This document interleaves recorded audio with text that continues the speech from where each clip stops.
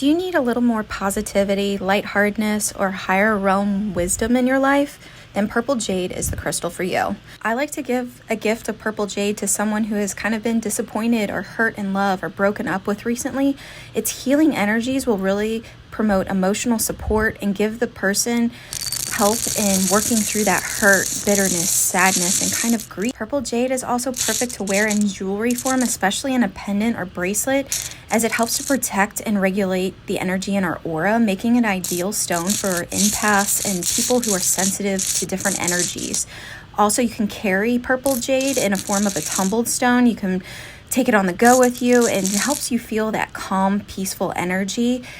Place it in your pocket or your purse or even your bra. In addition to wearing or carrying Purple Jade, it can also be placed in your home. The best place to put it is in the south area of your home or room, as it will boost the energies of the space and invite more positive energies into it. All right, for cleansing of the Purple Jade, so we talked about in part 2, the most hardness is between a 6 and a 7. So it is water safe crystal.